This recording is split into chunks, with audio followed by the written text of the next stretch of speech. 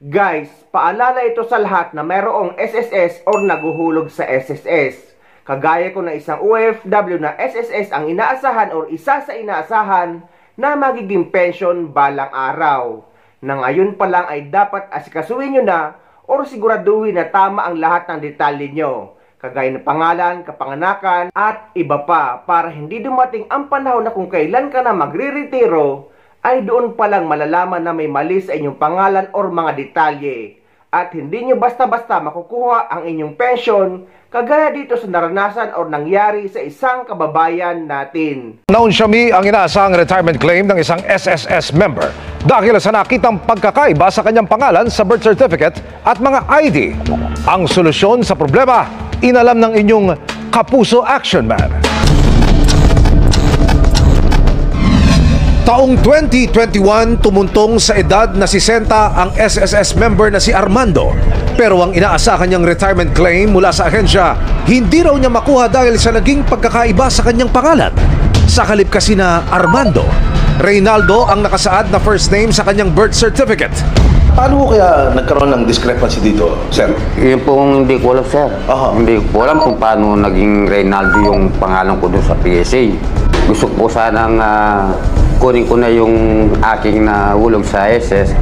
Huli na raw nalaman ni Armando na iba ang nakaregistrong pangalan sa kanyang birth certificate. Kailan po kayo, sir, sumangguni sa SSS para idulog po sa kanila itong problema ninyo? Last year pa rin po. Kaya lang po hindi na marami pong prosesong hindi ko na po naasikaso. Sumangguni ang inyong Kapuso Action Man sa isang abogado. Mag-execute siya ng affidavit of one and the same person. So yung affidavit na ito ay sinasabi niya na ganito ang nakapangalan sa kanyang SSS details at ito naman yung official na nakapangalan sa kanya base sa kanyang birth certificate. Nilalaman din ng affidavit na yon na bagamat mayroong dalawang pangalan na magkaiba ay tumutukoy lamang ito sa iisang tao. Subukan niyang ipa-correct yung kanyang details sa SSS. Maaring i-require siya na mag-submit ng mga dokumento para magpatunay na siya talaga yon.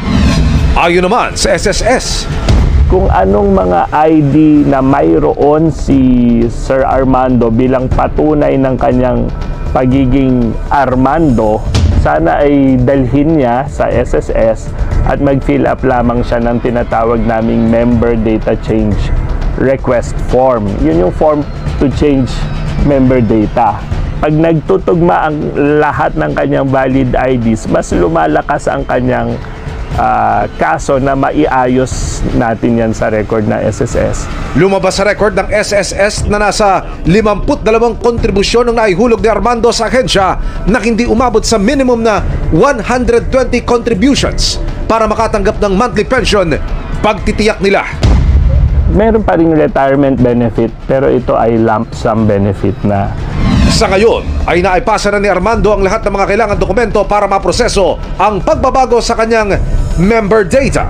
Kaya guys, ugaliin natin na paminsan-minsan lalo na kapag umuwi sa Pilipinas ang isang OFW na aktibong naguhulog sa SSS ay alamin nyo kung tama lahat ng record nyo. Kung may oras kayo ay puntahan nyo or bisitahin nyo ang pinakamalapit na SSS office sa inyo. At mas maganda nga kung na-open nyo ang website or account nyo sa SSS para masiguro din na pumapasok ang lahat ng hulog nyo. At ma-check nyo kung tama ba ang lahat ng impormasyon para pagdating ng panahon ay hindi natin magiging problema ang ganito.